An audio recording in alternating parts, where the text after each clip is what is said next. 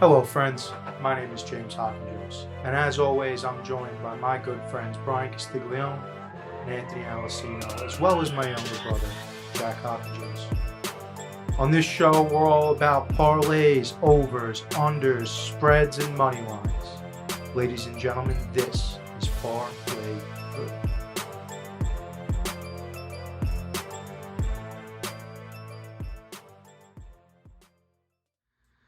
What is up, everybody? Welcome back to the Parlay-Vous podcast. We're going to get right out in front of this one. Obviously, no episodes last week. Not a Tuesday, not a Thursday, not a nothing, a fuck you, what do you need? No Parlay-Vous last week. It's the first time in our 3+ year run we've missed a week of football during the regular season or playoffs. Here's the reason for that. Our very own Anthony Alessino married the best thing that's ever happened to him, Valentina. 2 of them got married this past weekend. Myself, Bryan, groomsmen in the wedding. We were busy, guys. It's just that simple. We had to take a bye week. We tried to make it happen. We couldn't make it happen. Thursday we had a rehearsal dinner. We had to get tuxes. We had to make sure our boy wasn't going to leave town. We were busy with lots of shit that we had to do. We do apologize for no episodes last week. But we're here back. We're ready to get behind the saddle. And hopefully Alessino is currently honeymooning in Aruba, and we were hoping next Tuesday we'll have him back in studio. No more excuses. The wedding's over, pal. No more excuses for why you can't make it. No more Zooms. No more FaceTimes. So that'll be next week. For the here and now, I got something I got to say, and then I will defer to you guys to discuss this abomination of a football game that all of us in the tri-state area were forced to watch with no other options on basic cable TV. The Jet-Giant game. Before we get into that, this is what I got to get into here, because I'm sick and tired of the unfair judgment and criticisms of one Zachary Capono Wilson. I've fucking had enough of it in the national media, in the local media. It's no matter what this kid does, he's the worst fucking person to ever throw a football on the gridiron, and it doesn't matter, and we don't care. What we want to do is we just want to cherry pick stats and box score numbers without any context. So let's cherry pick stats without context, Bryan. This was Zach Wilson versus the Giants this past Sunday. 17 of 36, 240 yards, 1 touchdown, 0 interceptions. Would you say Josh Allen is a good quarterback in the NFL? Yeah. Jack? Yes, I would say that. MVP level candidate? It seems A like top 3 quarterback. Matter of in the fact, league. I'd love to see where he is in the MVP on DraftKings right now, where his odds sit at, but that's neither here nor there. Josh Allen, arguably a top 5 quarterback for the last 3 years or so, right? Mm-hmm. Josh Allen last week versus the Giants, 19 of 30, 169 yards, 2 touchdowns, and 1 interception. Another game Zach Wilson got killed in was the Bronco game. Here's Zach's numbers against the Broncos. 19 of 26, 199 yards, 0 touchdowns, 1 interception. Who's the greatest quarterback in football right now? Patrick Mahomes. Patrick Mahomes. Okay, Patrick Mahomes versus the Broncos last week. 24 of 38, 241 yards, 0 touchdowns, and 2 interceptions. Where's the outrage? Where's the outcry? Where's the these guys suck? Oh, it isn't there, is it? I mean, we've been saying it for weeks. You know how it goes with the Jets. It isn't there. Zach is just the poster child for the media to find a way to bash on the Jets, and that's coming from someone who's a Giants fan. And I think it all kind of falls into what we were saying earlier and cultivates into what we were saying like a couple weeks ago. The Jets are finally fostering a culture where they don't feel like losers. They're like a winning culture, like we've been saying. So I think the media is having a hard time kind of scrutinizing because they're not, for lack of a better term, they're not fucking up like they used to. Do you know what I'm saying? And it's just unfortunate that Zach seems to be the pariah because you can't go at Garrett Wilson because he's generational talent. Sauce Gardner's great. Can't say anything about C.J. Mosley or Leonard Williams or Breece Hall. So you got to go with the person who's the least talented out of this all-star offense and defense, and that's Zach, unfortunately. And Right, you meant Quinn in there, but I was did I say the wrong thing? You said I mean, who was... I'm sorry, Quinn and Williams. We'll talk about Yeah, Leonard yeah, Williams Quinn and when we sorry. get to the trade deadline stuff. Hold on, I want to add context now. Because that was just cherry picking numbers with no I context. was just gonna real quick on top of what you said. There are 3 other wildfires that should be under a massive microscope in the media.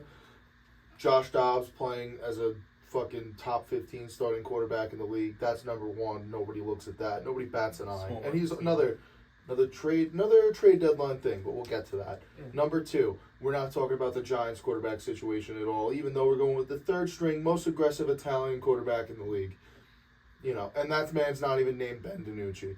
So, number 2. And number 3, we're not going to talk about the record-setting pace for sacks that Sam Howell is currently enduring.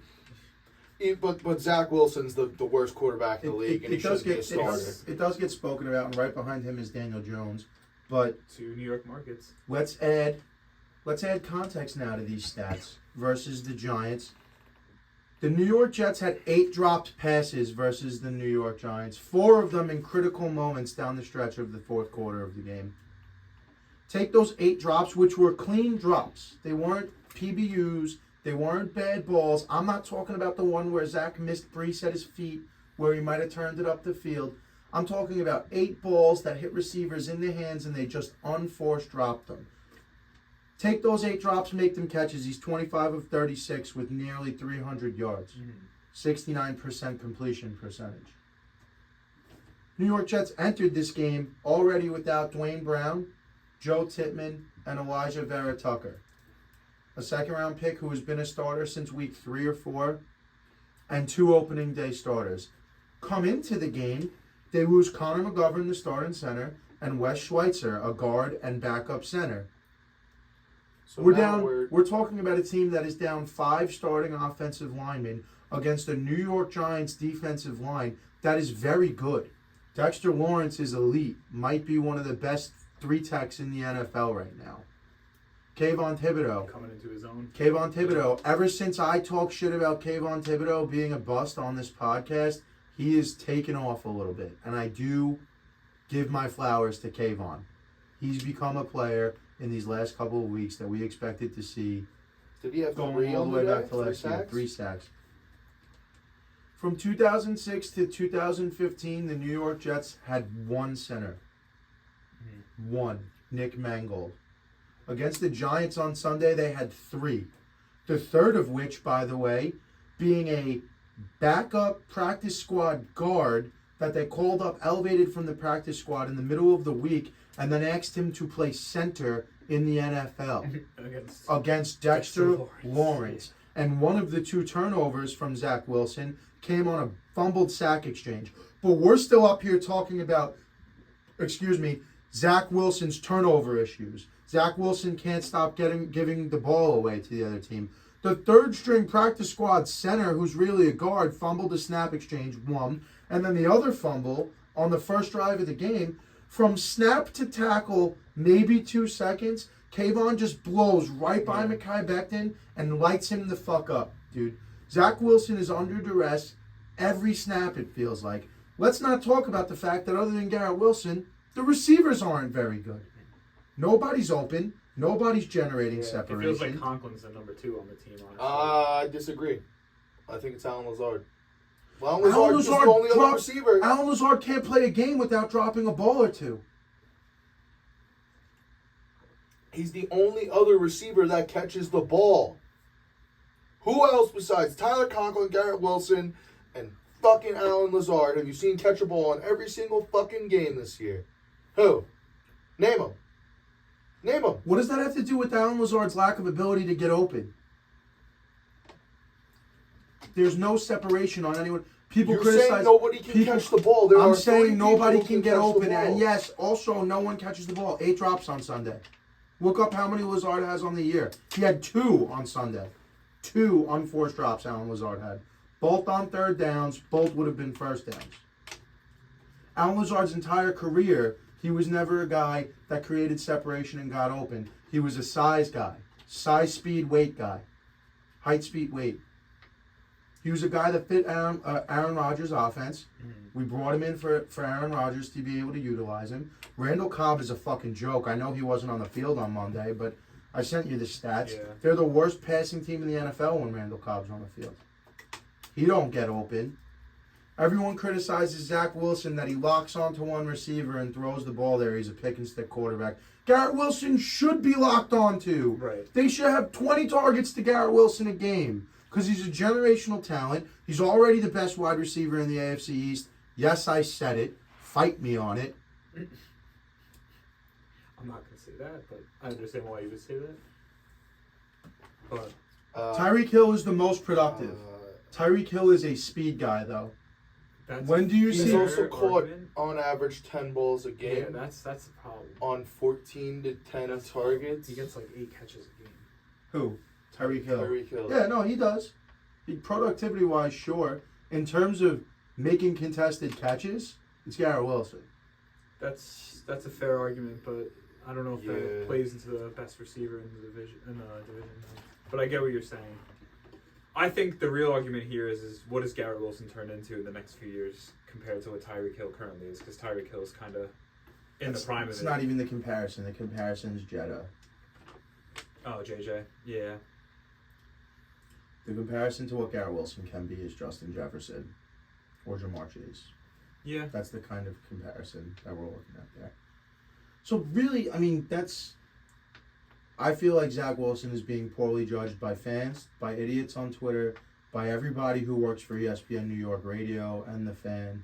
Well, that's just the market. It's just You know, ridiculous. yeah. It's really like, for you to sit here and tell me that Zach Wilson is no good and he shouldn't be on the field. It wasn't now let's get into the game. Oof. Was it good? No. No. Absolutely not. Well, it Was was the the offense best, good? worst game I've ever watched. Was the offense good in for the last, New York 6 Jets? minutes. No. I mean, it was better than the offense for the Giants, which was basically just Saquon Barkley for... Can whole Zach game. Wilson be better? Yes. Will he be better? I believe so. But to sit here and tell me that Zach Wilson is done, he's no good, we need to ship him out and move on. He's going to be here one way or the other. Right. So just get over that right away. If you're legitimately going to sit here and tell me that Zach Wilson is the reason that they should have lost that game on Sunday, you didn't watch the game. No, well... You watched Red Zone. You're Anybody looking at who would box tell you scores. that is an absolute asshole. You want to know why? Since the year 2000, 23 fucking years, Zach Wilson is the only quarterback in the last 30 seconds of a game to throw multiple 25-yard completions. Yeah, that Which is a let's try for poise. something, honestly. That is a You gotta give him poise. That is a discipline. That is a game time stat. That is not something you just look at and go, Let me ask you something. ask me something. Who has the most fourth quarter overtime drives, comeback drives in the NFL from the 2021 draft class? Let me finish. 2021? That would be Zach Wilson, 6. Trevor Lawrence has 5. Justin Fields has 2. Mac Jones has 2. Zach Wilson has more fourth quarter comebacks than any quarterback from the 2021 NFL draft class. That's a great fucking stat. Right So I've had enough of these people ragging on Wilson. The idea that they think we needed to go trade for Ryan Tannehill today is fucking terrible to me. Yeah, no, don't do that. It's Oh my God. terrible. I didn't even It's know that was a absolutely blasphemous. It's ridiculous. Getting into the game. thing. Yeah. The Giants, and this is another part of it, like, people see, I don't believe that people actually watch football. I don't believe that people actually watch the games. The majority of these people who are so loud on Twitter and calling into the radio, It's the red zone. I believe that people see New York Giants 2-6 and go, the Giants suck, the Jets should have beat the shit out of them. Mm-hmm. The fact that they should have lost this game means it's all Zach Wilson's fault. Well, that's not true because they should have beaten the Bills last week. And everyone wants to suck Josh Allen's cock about how great he is, but they almost fucking lost to the Giants if it wasn't for a blown PI call in the end zone at the end of the game. Did they start slow? Yeah. The Giants are a good defensive team. I mean, as a Giants fan, I did honestly think this was going to be like a 27-10 game with the Jets coming out on top.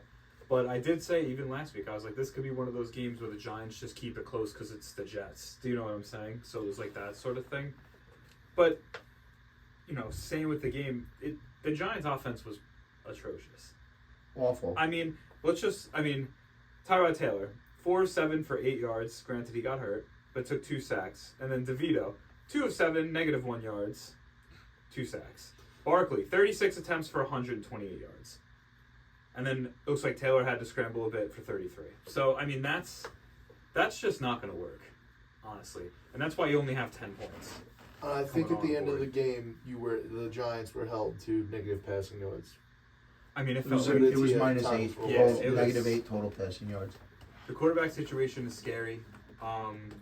I wouldn't I be just- too scared. I mean, that guy kind of looks like a dog. Well, we gotta talk. mean- we gotta talk about. We have to have a serious conversation about Brian Daboll and the New York Giants, because Tyrod Taylor goes down. Obviously, goes down, gets hurt, gets landed on by Jermaine Johnson, breaks a rib or breaks a collarbone, whatever it wound up being that happened to him. And then we roll out our backup, Tommy DeVito, local kid. Let him go out there. We're 2-5. right. We're not a very good football team. We're playing against the top 5 defense in the NFL. They proceed to not attempt to throw Nope. a single pass from about midway through the second quarter all the way until overtime.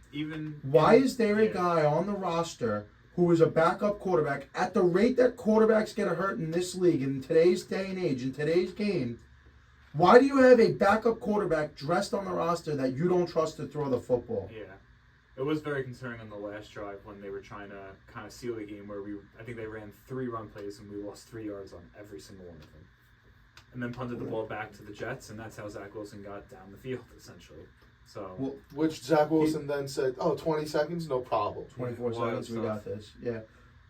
But again, further with the conversation with Brian Daboll. First of all, I don't know if you knew this. I might be breaking news to you. Daniel Jones was cleared 30 seconds after the deadline. I didn't know that. Daniel Jones didn't arrive to the facility until 10:48. At 11:30, the official 48 or Yeah, 46, they have to put whatever, their injury report in. needs to be locked Yeah. in by 11:30. He was cleared to go 30 seconds after they were able to change the inactives, which I don't truly believe would have changed everything. Even if he was cleared to go, Yeah. you prepared all week to go with Tyrod Taylor, You don't and just this is switch it. probably what you were going to do regardless. But Plus, yeah. why is he coming in less than an hour before that determination needs to be made if we even think there's a chance that he's going to be cleared? That's number one. Number two is we get down to the 4th and 1, right? 4th and 1, up by 3, have a chance to effectively end this thing, go up by 6 with 30 seconds left. Graham Gano's already missed one. Mm. It's pouring fucking rain. He's been in a cold slump. It's not just against the Jets. Right. He's been missing kicks. Why not just run the ball with Saquon Barkley? Which even makes it worse to me that they didn't move him today. Because in my opinion, if you're not going to give the guy who has 130 yards on the day the football on 4th and 1 Yeah. with the chance to win the game, and even if he doesn't get it, you still got to give the Jets offense, who's done dick all game against your defense, they've still got to take the ball at, I think, the 17-yard line Right. and go up the field on you. You traded Saquon Barkley. You admitted defeat on Saquon Barkley when you didn't fucking give him the ball. Yeah, it's a tough look. It's a honestly. lot of questionable decisions that went into. I'm telling you now. Look, I'm not acting like Salah pitched a fucking great game plan on the other side of the field. But if Salah would have lost the game in that fashion, the way Brian Daboll did, could you believe what the fan would be Yeah. like on Monday Yeah, I morning can only imagine. if Salah lost the game like that? Against the Giants. Skip too. Bayless, Stephen A. Smith, these guys would be having a fucking field day about how poorly managed of a game it was if it Yeah. was the other way around. And the only reason the Jets are getting off scot-free on a dog shit performance is because they wound up with a miracle win. And the last thing that I want to say about it, again, this is all these morons that I can't stand. Oh, well, did you know that it never should have even counted because the ref didn't spot the ball? Oh, I saw that popping around. The yeah. ref spotted the ball. Yeah, he does. He comes over. He and comes spots over it. and Yeah. touches the ball because I believe Lazard, who caught the ball, didn't move from where he caught the ball. Instead of all these morons in the NFL that catch a ball with time like that, like Claypool did it last year, right? Yeah, like ran away. Start celebrating and fucking. He got up right where he went down. He checked with the fucking side judge. The side judges had already spotted where the ball had to go. He put the ball down, and then Zach Wilson leans over to the practice squad center and tells him, "You have to let the the ref come touch it. Yeah. Ref taps it, they get the snap, they spike the ball. Yeah, I didn't have any problem with that. If you're going to complain to me about a ref spotting a ball in a game where you completed -8 pass yards on the day, you're a fucking loser. And I don't feel like a big winner about the way I was texting you. We just lost to a fucking team that didn't trust their quarterback to throw a ball. Yeah. It's like it was watching football in 1973. Now, with all that being said, I was genuinely disgusted with the football that I was watching. I was even more so disgusted with what was going on with the Jets running game. Mm. But part of it, we just got to tip our hats to the Giants' defensive line. I feel like what's being understated when talking about this game the most is how effective the Giants' defensive line has come on over the last 2 or 3 weeks now. It's like the only thing the Giants always have going for them. Yeah. I feel like it's always the defensive line. But one of the most important parts, at least of football. And I just like... But I get what you're saying. Matt Thibodeau's Hackett really... frustrates me as a play caller sometimes because... Look, we see it. Zach Wilson struggled a lot of the game. He couldn't... He's trying to climb up in the pocket. Guys are in his face. When he is putting the ball on target, guys are dropping it. 24 seconds left. You let him run around like it's fucking turkey bowl. Right. Like it's the turkey bowl outside in someone's backyard, and he's the best quarterback in the NFL when there's no fear of making a mistake. Right. I don't understand why we can't just stop trying to make him game manage. Stop trying to make him take 3-step dropbacks and fucking put the ball on the button. Let him roll out. Yeah. Let's do some play. And on every throw he made in the last 30 seconds of the fourth quarter were rollout throws. Or broken down pocket, off schedule throws. And we're on to the Los Angeles Chargers next week. And that's really And we're on to the Raiders. We got to win. We came out 4-3. We're on to the Chargers on Monday Night Football. Now, how do you feel? It's early, but Chargers had a strong-ish game. The Chargers are gonna Charger. Yeah, I was gonna say Chargers You lose. think these games.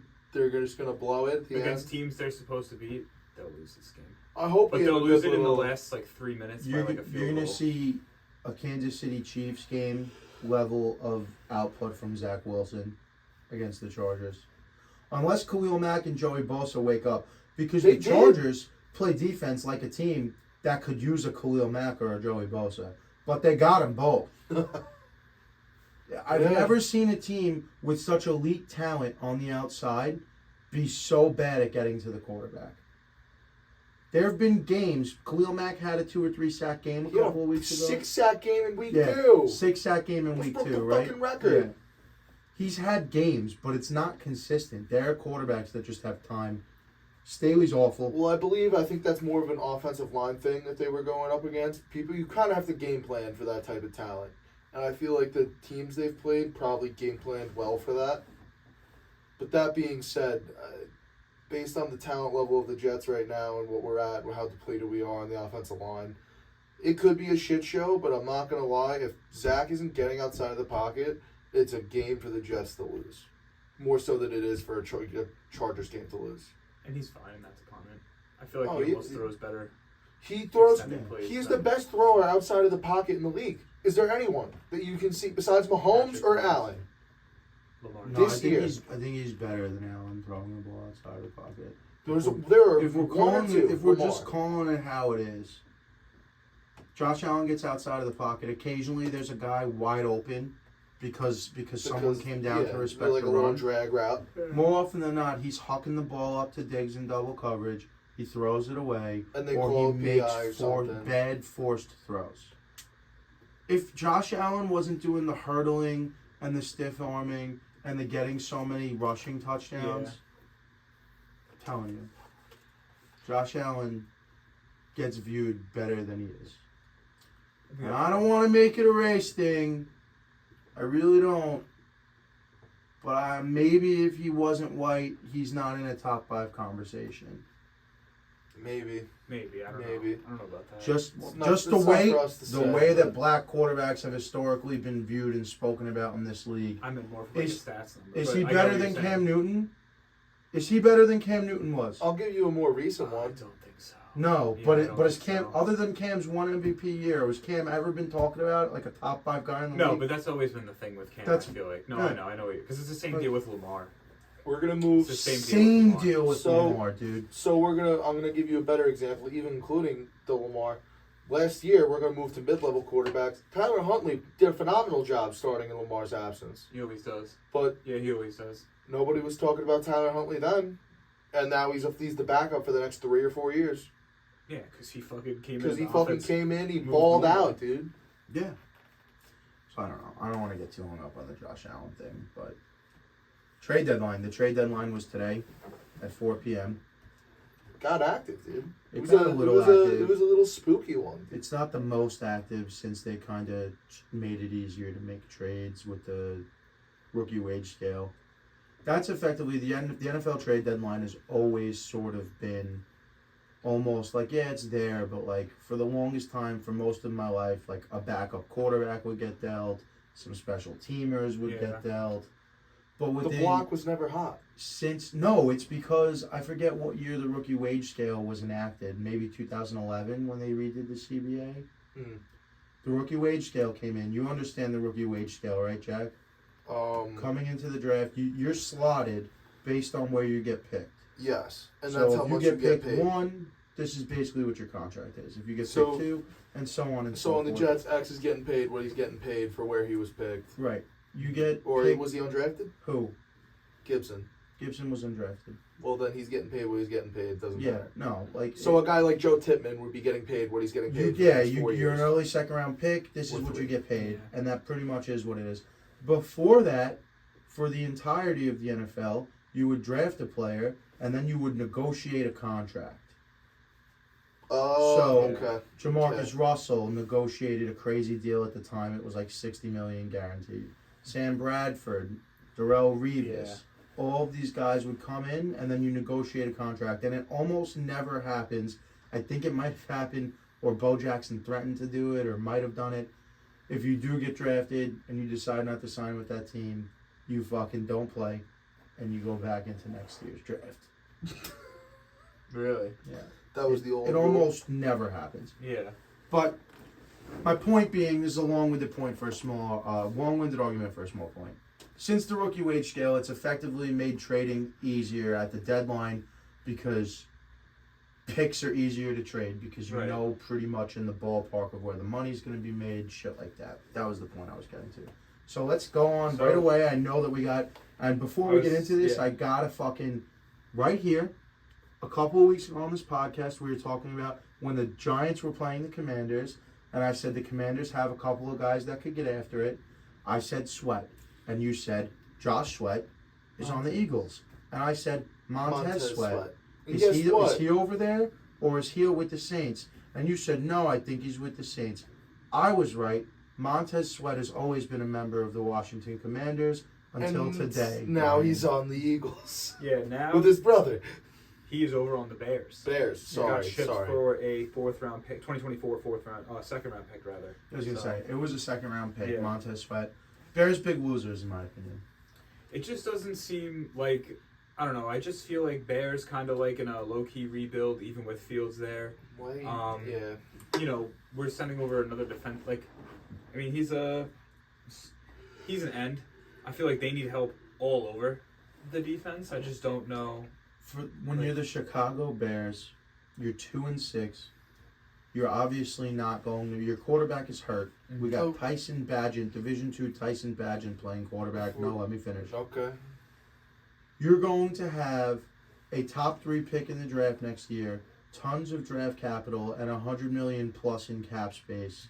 You just traded a second round pick for a rental on a player that is in the final year of his contract. $6 million. And based on the fact that the Commanders were looking to deal him at the deadline, he will be in free agency next year. Yeah. So it doesn't make any sense to me from an aspect of giving up a high. Didn't the Bears learn this lesson last trade deadline when they gave up a second round pick for one Chase Claypool, who, because the Dolphins, by the way, lost their first round pick in the Tom Brady nonsense last year, That second round pick the Bears traded for Chase Claypool was picked 32 overall, Payton? which is effectively Not first Tom round Brady, pick. Sean Payton. Tom No, Brady. it was Tom Brady. Oh, With their didn't they ownership lose deals. another one for Sean Payton? It was the same No, the thing. same. Oh, It was the Tom Brady, Sean Payton. Yeah, it was all the same Fuckery. thing. They were kind of like tampering, I guess.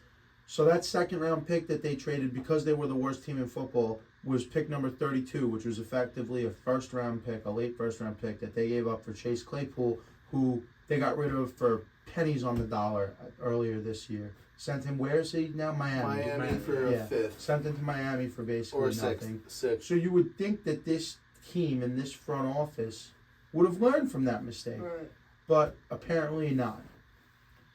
Montez Sweat's a good player. I just think it's a bad move for the It Bears. just, yeah, it doesn't make sense for the Bears. Do you want to get into Leonard Williams?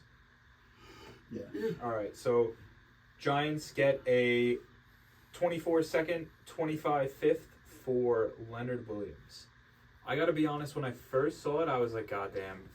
And it wasn't so much that Leonard Williams was getting shipped. It was just this was kind of like the first indication where we're like, all right, we're probably entering a little bit of a rebuild here. Like, shipping people we weren't going to pay to get anything for them before the end of the season definitely feels that sort of way.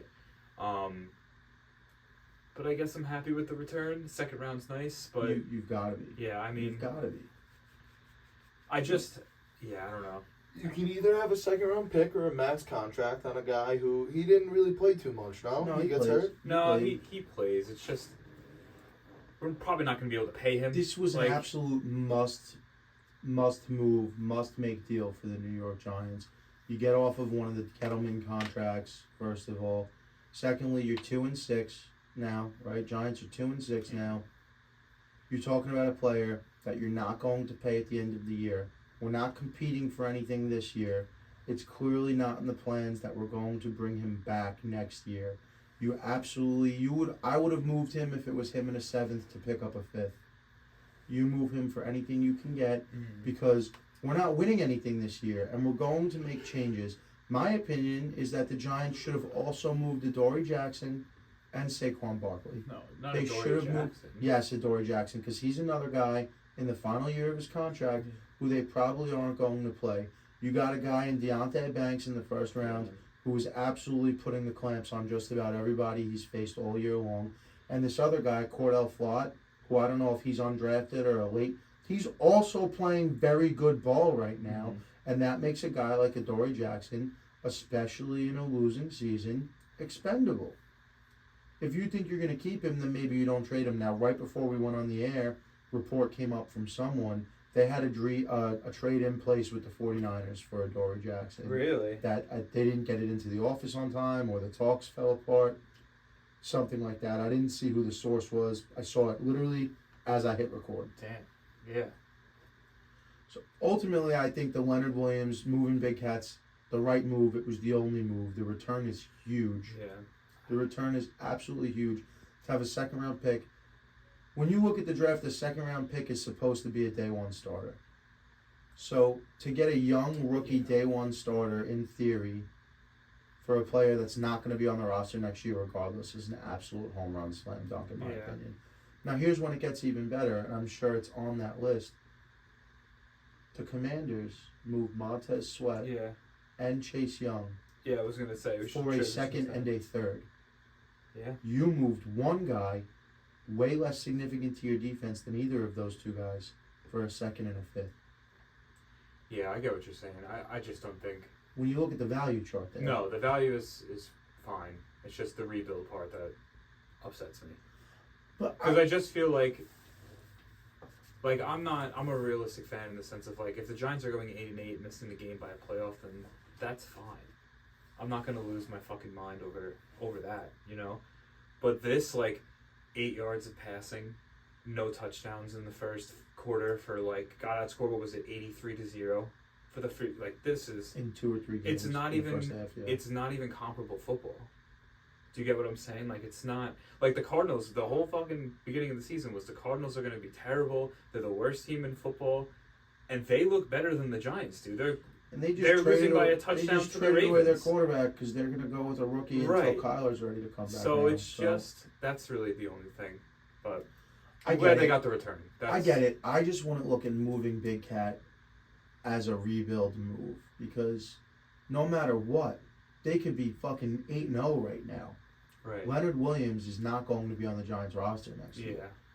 Bottom line, they weren't going to pay him, especially with Dexter Lawrence. They do a lot of the same things. Mm-hmm. You already paid a guy who does a lot of the things Leonard Williams does better.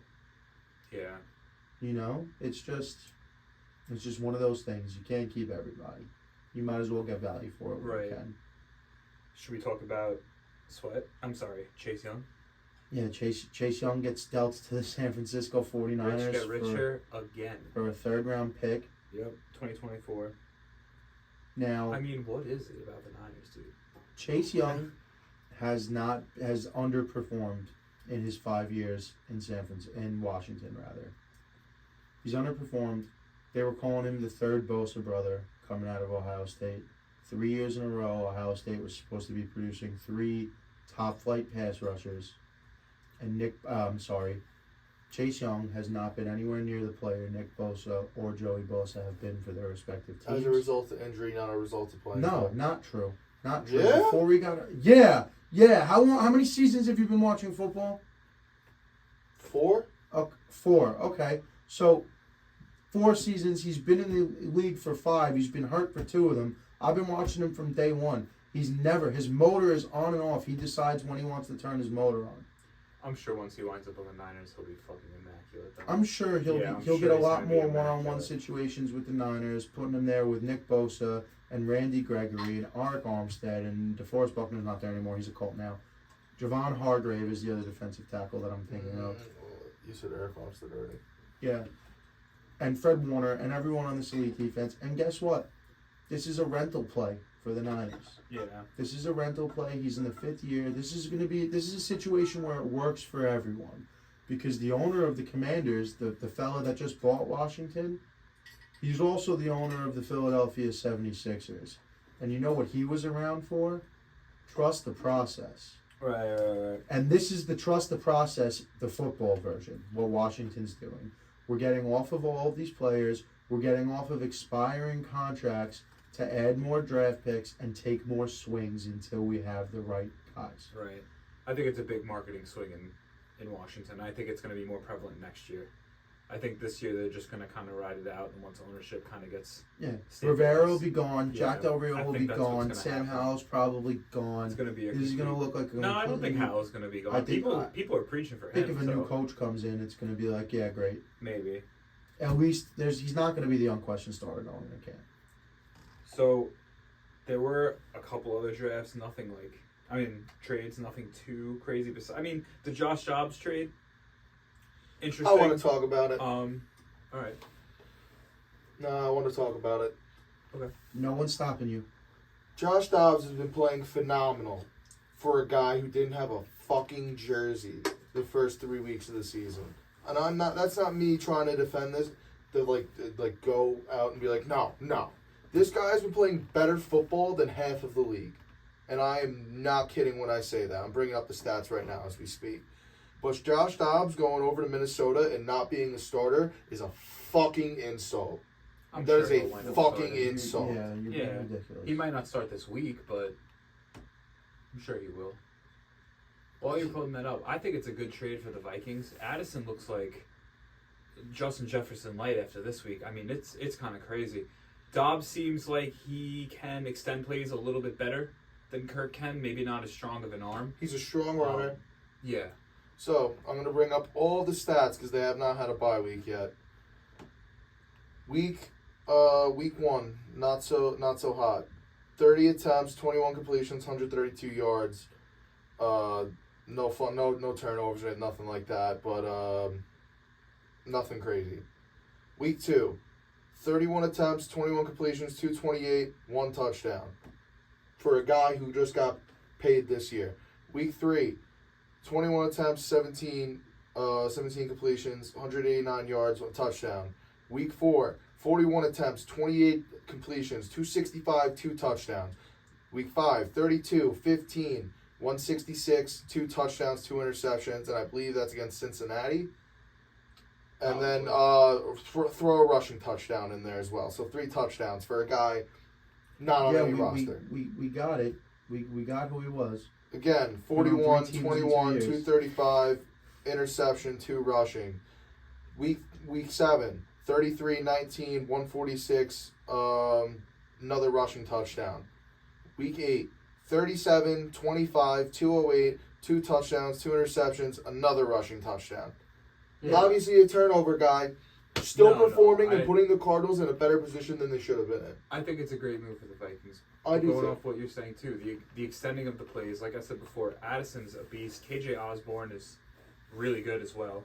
I doubt they bring Justin Jefferson back at this point if Kirk's also going to be hurt. But Probably more of a Justin Jefferson thing.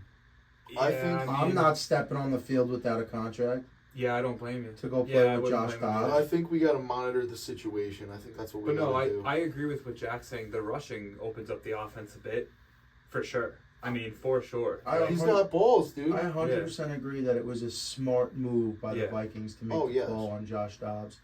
To do the give up a 6, get back Josh Dobbs in a 7th. That was the price of this deal, right? Yeah, exactly. It's a great deal to get a guy that's going to try to keep you competitive, at least sell to the fans and the season ticket holders and the rest of the guys on this team that we wanted to go get a guy who's been starting in this league who can compete and maybe win some games for us. Mm-hmm. But what makes it, I'm going to get to you in a second. What makes it weird is that then they go and turn around and trade Ezra Cleveland, who is a starting interior offensive lineman in the NFL, who every team in the league is looking for offensive linemen. They go and send him to Jacksonville for a 6th-round pick. Right. So they were very conflicting moves to me where you acquire a quarterback, a veteran who's going to help you compete, but then you get rid of one of your starting offensive linemen Now, within minutes The of each starting other. offensive lineman, is it a contract year? Do we know? I'm not sure. If He it was is, a guy that that makes they sense. were talking about dealing all year. It was a target for the Jets. The Jets sat on their hands, didn't make any deals. Jaron Hall, former BYU quarterback, rookie for the Minnesota Vikings, the successor to Zach Wilson for the Cougars offense in BYU. Yeah, it's looking like that trade was a contract deal. I just For looked it Ezra up. Cleveland? Yeah, he's on his last deal. Well, last year. that would make sense. Yeah, I was gonna say it looks like it. Jaron Hall is going to get the nod this week. I don't know when the Vikings bye week is. I'll have a look for you. But yes, Josh, you don't make this move for Josh Dobbs to not be the starter. But this isn't the NBA. This isn't the NHL. This Where you can isn't pick and baseball. plug. I You was not cannot thinking just about take a that. quarterback who's now on his 3rd team in less than 2 whole seasons and just, hey, here's our fucking, you study the playbook? Right. Did you figure it out? It was a miracle that happened with Baker Mayfield and the, Yeah, I and the forgot Rams about last that. year. Yeah. And that's because McVay sat with him on the Week plane. 14 bye.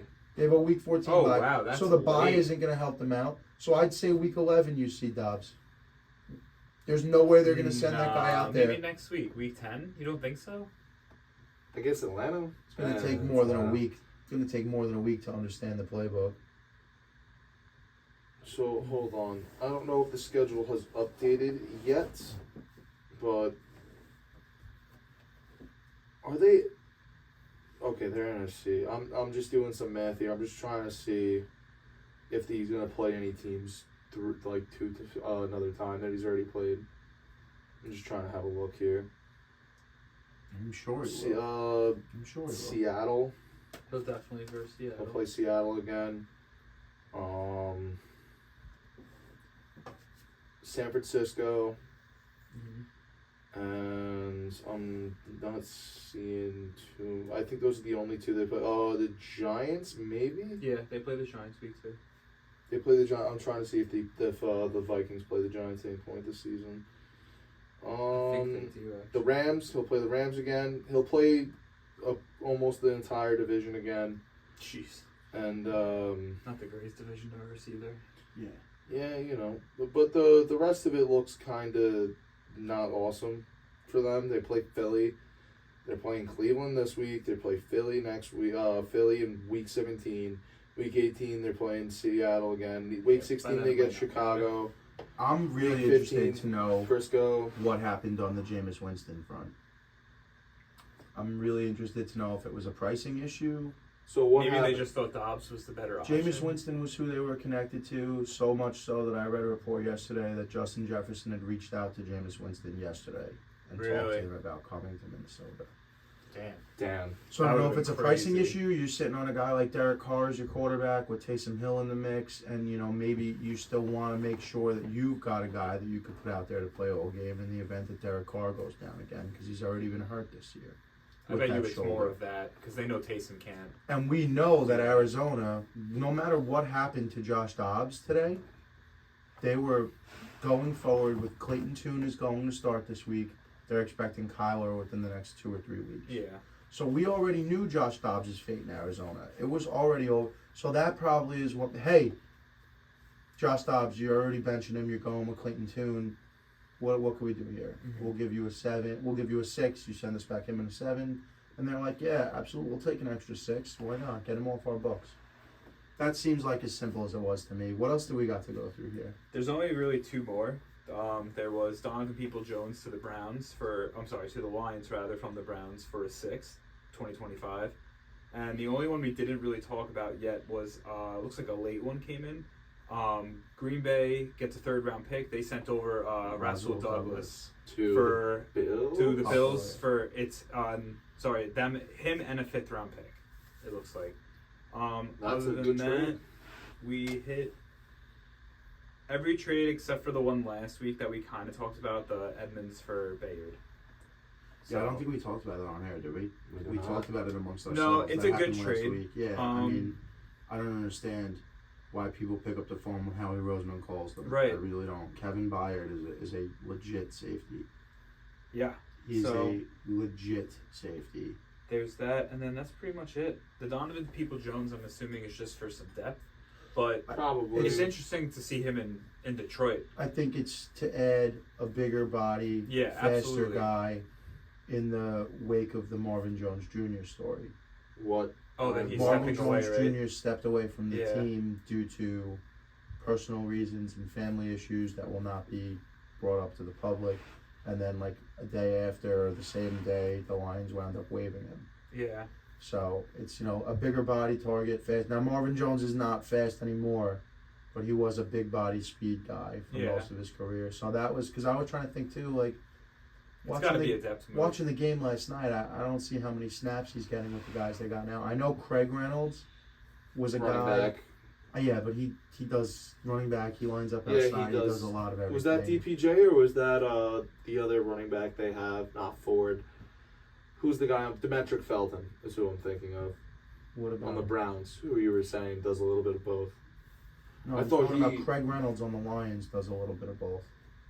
I don't know about the Browns. Craig Reynolds got a lot of run last night. Yeah, well, because they had to. Yeah.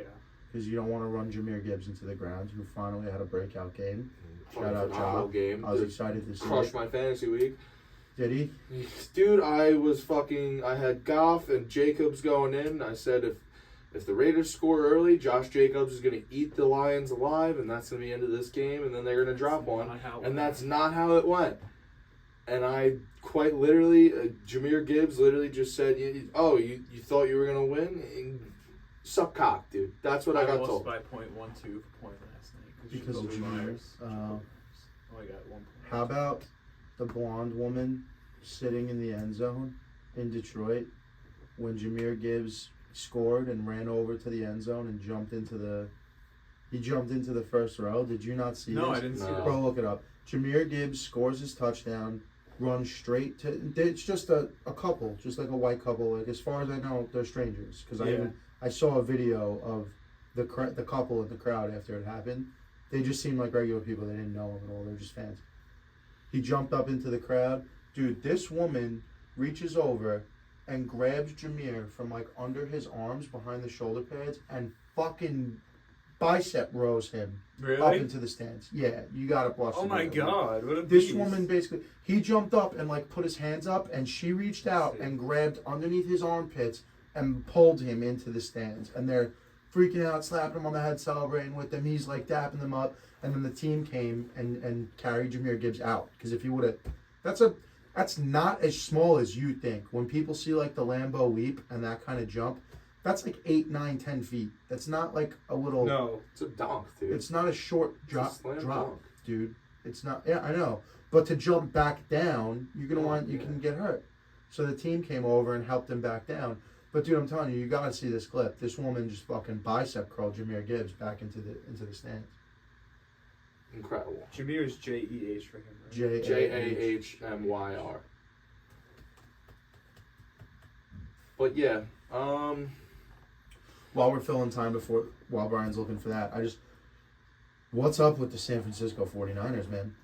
what do you mean? Start the season 5-0. They've now dropped 3 straight. They're 5-3. I think that Oh, here we go. First clip of the night. Yeah, I think they made. Holy shit. Yeah, dude. Fine, Shout let's out do that this. lady. I think the San Francisco 49ers made a colossal Damn, dude. I mean, it looks like Jahmyr got a little like rock climbing type of deal Still, in dude. there. Still a lot. That's Still- a 215-pound man that she just bicep curled. Yeah, it looked like he gave it one of those where he tried to step up, but Still, you know, don't I'm try not to slighting take it it. away I'm not from her. slighting it. The Niners Dude, made a that's the colossal hammer curl. mistake. First of all, where's the investigation from the NFL? I need an investigation on how Brock Purdy cleared concussion protocol in record fucking time, but DJ Reed missed 2 games because of it. And Sauce Gardner got a phantom concussion that he had to miss a game because of, and we still beat the Eagles. Brock Purdy somehow comes back, doesn't look good on Sunday. They lose another game they probably should have won. Now granted, the Bengals look like the Bengals again, but this team went from 5-0 and being Super Bowl favorites to 5-3, and I believe the odds are down in DraftKings now for them to be the Super Bowl champions. They missed a perfect opportunity to run Darnold out there, see what you got with him. Maybe you have some value with him and you move him. Maybe he's better than Brock Purdy is. At the very least, you might win a game and be able to. But now that now it requires benching Brock Purdy to get Sam Darnold out there. Right. Now it requires a healthy benching, unless he gets hurt again. Interesting, confused me. We'll close this segment like this. No Biggest Debo, winner, too. No big- Debo. Biggest winner, biggest loser of the trade deadline. For me, the biggest winner is the New York Giants. I think they got incredible value for a guy that they've been talking about the Giants trading since this time last year at the trade deadline.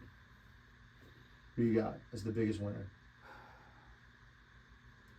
Probably the Giants, or honestly, probably the Niners. If they can turn Chase Young into what, he's supposed to be, which honestly, If they It could always just get feels double like- teams off of Nick Bosa. well, I mean, that might be what's Yeah. going on here, but it always feels like, and this is just cliche, but it always feels like really good player on a bad team leaves bad team for good team, and now all of a sudden is OBJ. exactly everything we thought they were going to be. OBJ on the Rams Yeah, I mean, from Cleveland to LA. it's just always, any player from the Adam Gase Jets, really, Any player that's ever left the Jets ever. You want to go all honestly, the way. Sam Darnold Here's would have a been name one of those for as you. well. You remember a guy by the name of Lamont Jordan? Yeah. What? Lamont Jordan was a Jets running back.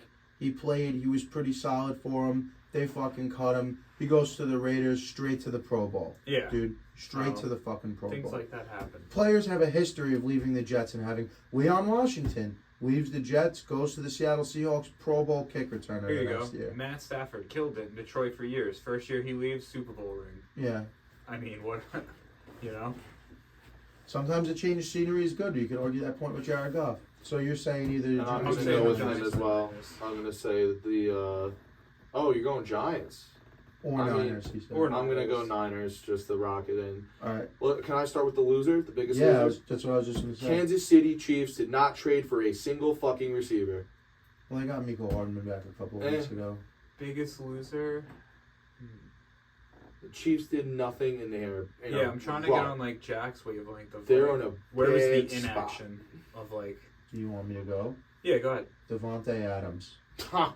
Oh, we'll talk about Yeah, that. We'll talk you know about what? that. Adams That's a very, is very the good biggest point. loser of I'll Actually, look at my notes. yeah, My that man was pissed. had last one night. catch for 11 yards. Yeah, He should have had a 60-yard touchdown and a 40-something yard touchdown.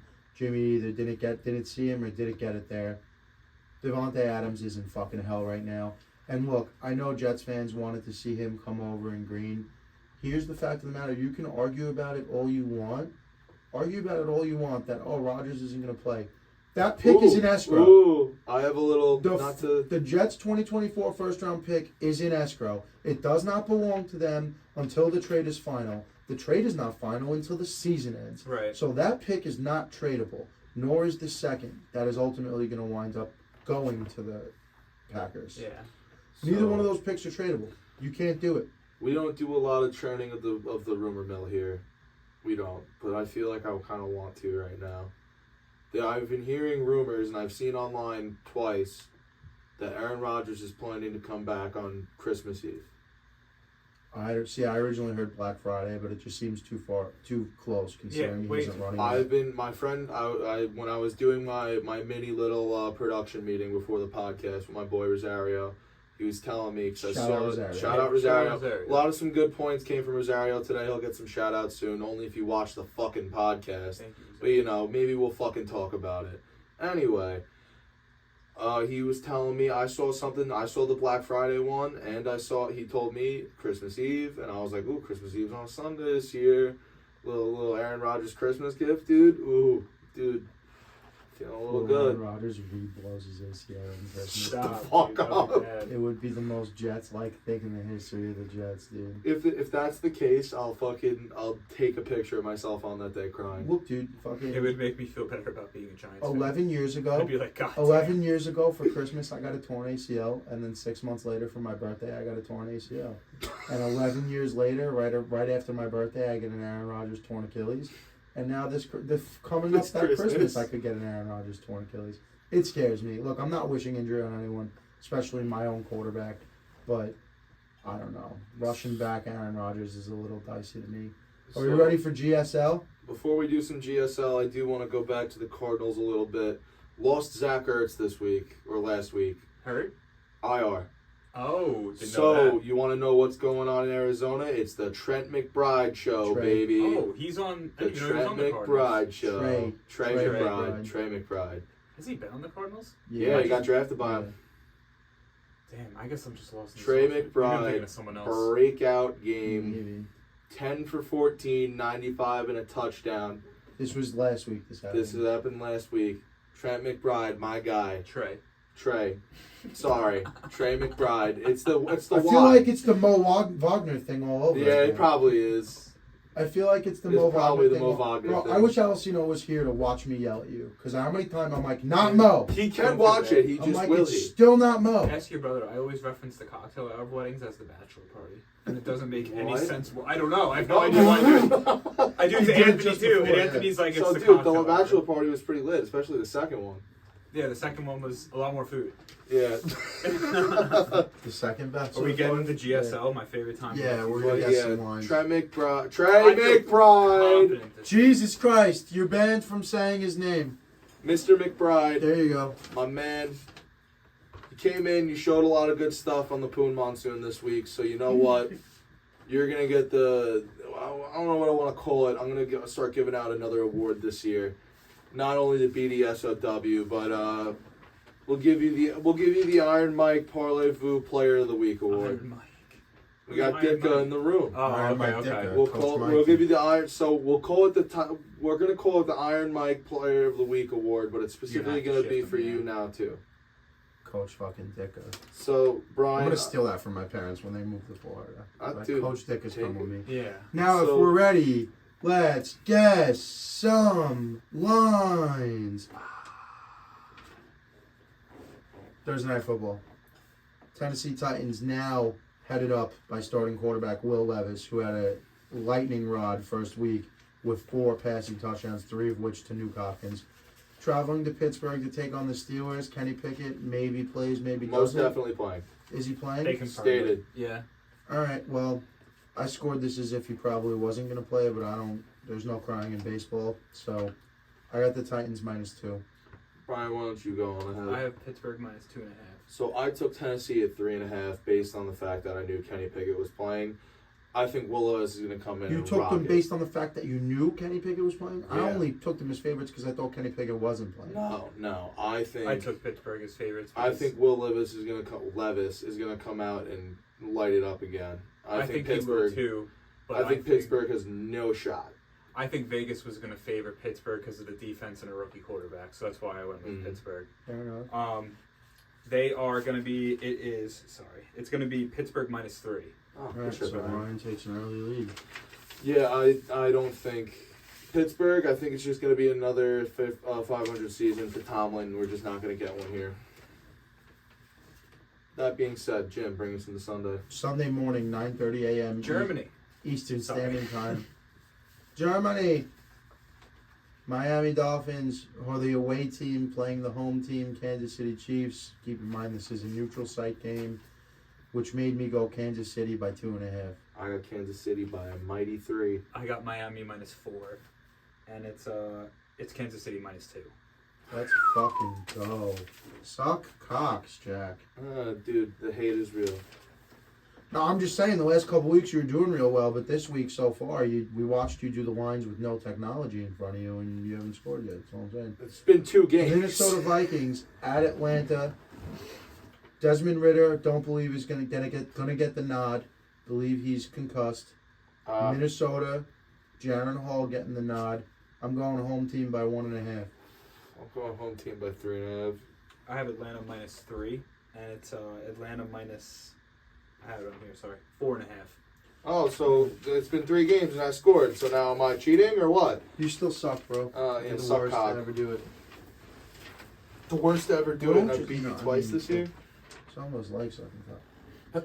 Hey now. The Arizona Cardinals are traveling to Cleveland to take on the Brownies with the most expensive backup quarterback in the history of the NFL.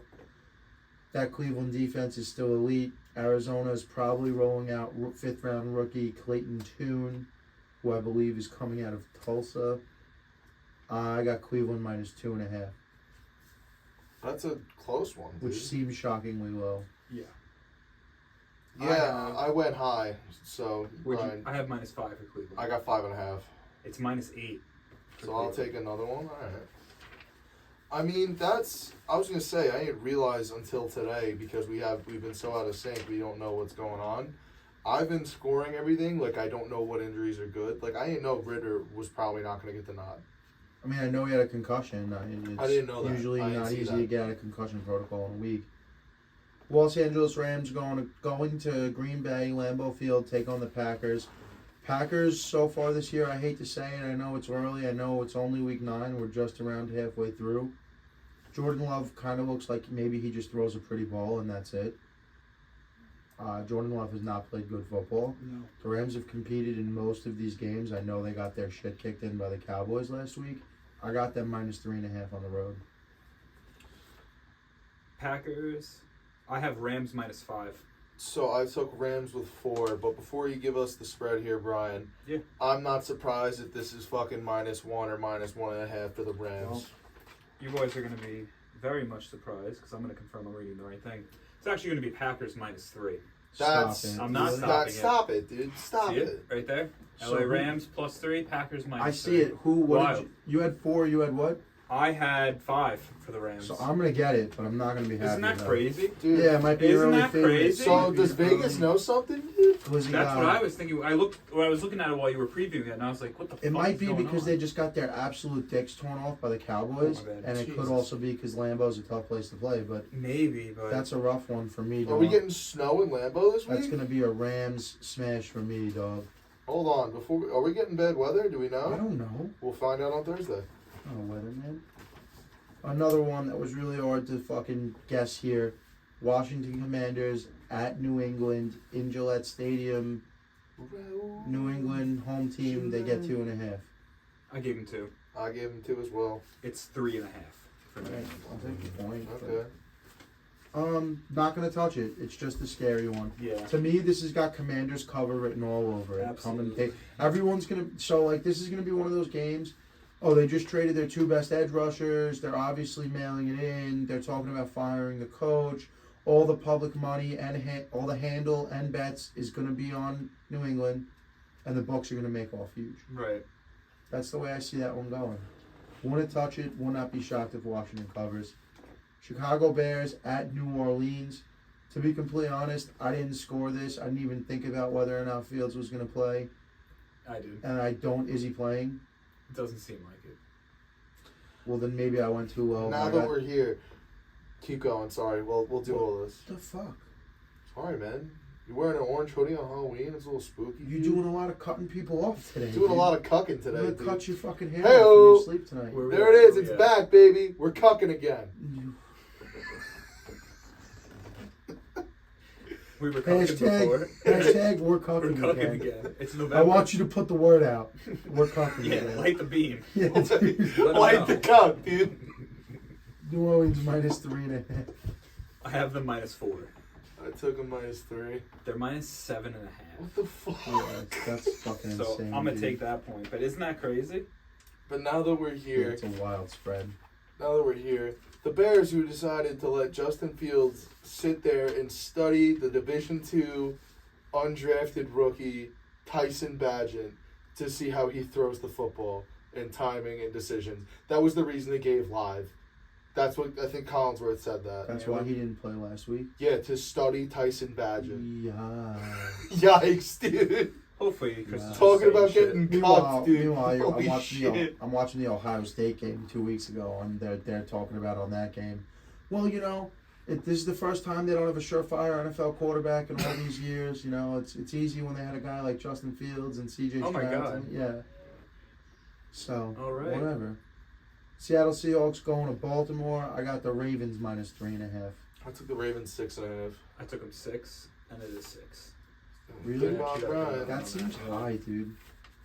No, Ravens fuck I- Seattle, +6 dude. seems I thought it was high too when I was entering it, but Baltimore has been fucking these people up, and I I think know they Vegas have. is starting to kind of come around on it. I know they have. This one I was a little dicey on. I'm not gonna lie. Yeah, Tampa Bay at Houston. Houston, it's like they skipped a step in the development of rebuilding teams where usually teams learn how to play, and then they learn how to compete, and then they learn how to win games, and then they learn how to win playoff games, and they skip straight to the competing side. They're struggling to win the games and finish, but they're competing in almost every game they're in. Absolutely. Tampa Bay's defense is very good. Baker Mayfield's quarterback play has been very double-edged sword. Subpar. No, it's been either you get really good. It's which Baker Mayfield are we gonna get? So being that they're on the road, I got Tampa Bay -2.5. I took Tampa -3. I have them -4, and you would be very decently surprised that it's the Texans -2.5 here. Seriously, I still get it though. You would still get it, but yeah. So let's get a score And I thought update. I went with the same thing you did. Was Houston's been staying in these games, but Tampa Bay's defense is really good. So Yeah. I figured 4 was high, but I figured Tampa would get the edge. But because you know what, man, I bet on the fucking Texans every single fucking week. I Yeah, feel I like, bet on them last week, and I fucked only me. Fucked me hit like huge. twice. But I guess that's what goes to the point that you're saying. They're not winning these games; they're just staying. They're in them. competing. Yeah. They just haven't learned how to put them away yet. They Right. should have put the Panthers away last I agree. week. I thought -3 was going to be easy. They're money. up what? What were they up? 13-0? Yeah. At one point. And it felt good. Gotta put them away, man. Indianapolis Colts, led by Gardner Minshew, who I believe is 2-13 as a starter in his career. Going to Carolina to take on the Panthers. Young team, Bryce Young. They just got their first win last week. They're at home. Given that the Colts are kind of subpar and working with Gardner Minshew, I gave the Carolina Panthers a 1-point Really? advantage here. Yeah. Wow, what do you got? You took that -1. Carolina, yeah. I took the Colts -5. To the Colts -4. It's Colts -2.5. So that's, So Giants got that.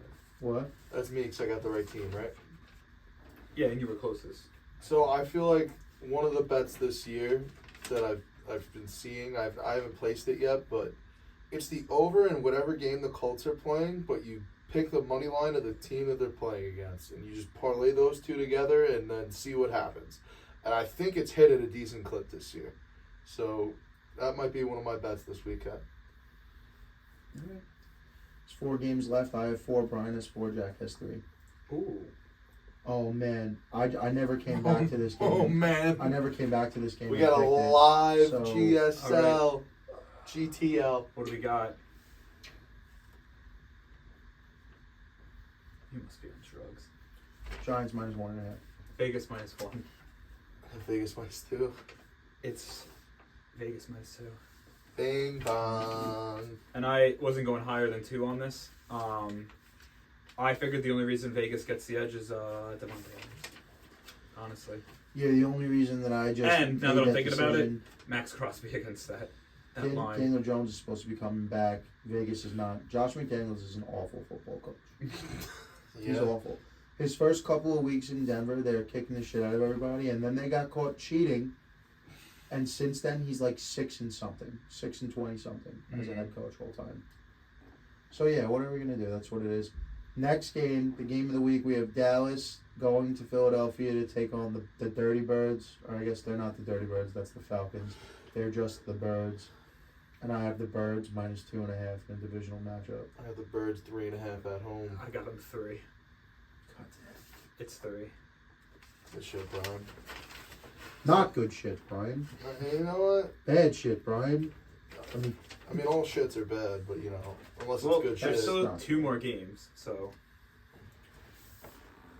Sunday Night Football, the Buffalo Bills are traveling to Cincinnati to take on the Bengal Tigers. The I rematch have of the year. Joe Shiesty -3. I also have Joe Shiesty -3. I got him -2, and it's -2.5. So God damn, All Brian. right, so I got a bing bong or bust. dude, I don't want another minute. I don't know what I'm talking about this week. Oh, dude. Can you win this? I'm out. Can Jack win? Jack could bing All bong right, and Jack. tie it. Here we go. In which case, you need to turn your phone off so that way I can pick an over-under. Los Angeles Superchargers traveling to JetLife Stadium to take on the New York Jets on Monday Night Football. I got the Chargers -5. Me too. I took the Jets -2 at home. It's the Chargers -3. Well, So does he still get it? Damn, Brian Fuck! gets a win. I don't know what I'm going to talk about. Brian gets a wing. a wing. A wing and a win. Welcome to the House of Havoc Winner's Circle. We're going to put a minute on the clock. I don't know what to talk about. All I right, had a shit. point. I was sitting on my couch thinking about a point, and I can't remember what it was. For the winner's yeah, circle, dude. Yeah, I was like, if I find myself in this situation, that's If what I I'll get talk about FaceTime again. this is what I'm talking All about. right, so your minute starts now. All right, so easy money. Ryan Tannehill will not start for the Titans again, given what happened last week. I think it is a little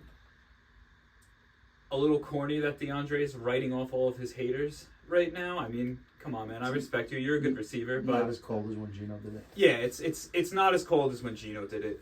What else do we have here? Fuck, I had a great point and I can't remember what the hell it was at all. Shout out to 30 Happy seconds.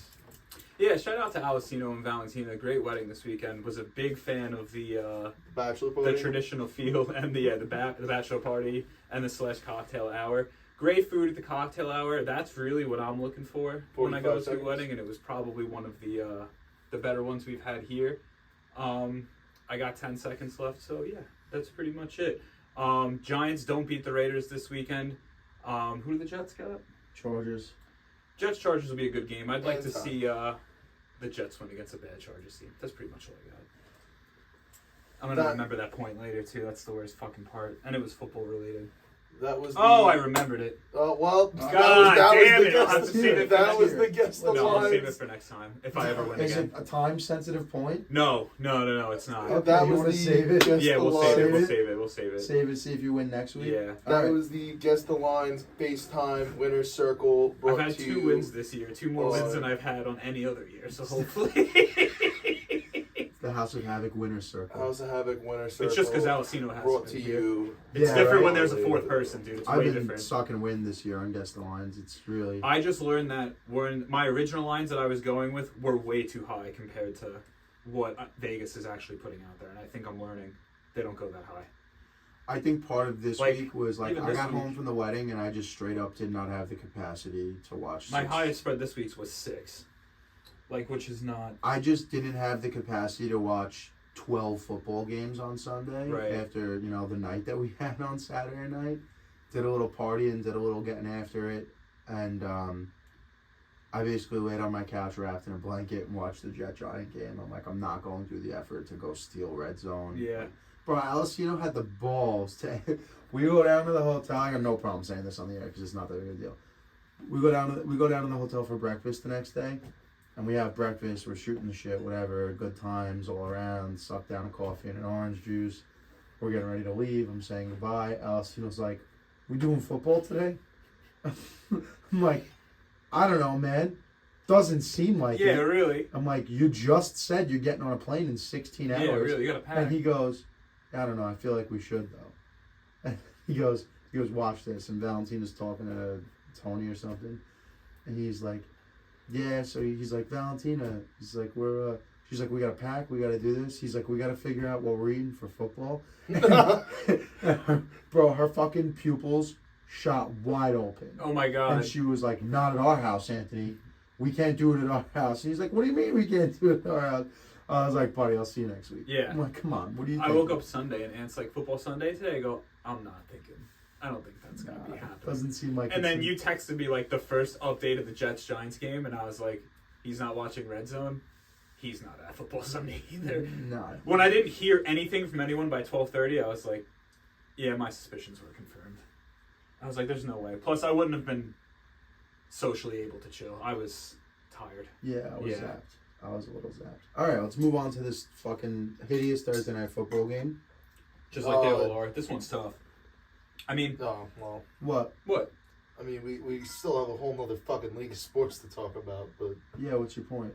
why are we doing Thursday night football on Tuesday? Because the Thursday pods never come out before the game starts. Oh. We always do Thursday night football on Tuesday. Always. All year. I mean, Sometimes we lightly touch upon it at the start of the Thursday episode, but we usually try to talk about it. Yes, and then we're going to talk about basketball after. Why, you ask? Good question, Jack. Glad you asked. I'll tell you right now. We're going to do the Thursday night football segment as brief or long as it is right now, and then we are going to start talking about some round ball, some NBA basketball. First week of the season is underway and is completed as of tonight. Jack's got some points about basketball. We're going to hear what he has to say. We'll chime in. But the reason I want to do Thursday night football first is because after we finish the Thursday night football segment, if you are not interested in basketball, if you don't watch basketball, you can turn this off and we will see you on Thursday. That is why we are going to do Thursday night football next. So let's get right into Plus, it. this will be quick. I mean, it's Yeah. another one of these fucking... I mean, the most exciting thing about the game is can Will Levis, show off against, a legitimate defense? Or is it just a 1 week kind of go against the Falcons sort of wonder? As bad as the defense is for the Falcons, they got good corners. Falcons or Pittsburgh? I was saying in comparison to You're saying last week. Levis Oh, versus the Falcons, like there's some decent corners on there. I mean, I think Minka Fitzpatrick's out. I think he was hurt. I don't know if he wound up coming back. So that's a concern. But the real concern is going to be TJ Watt.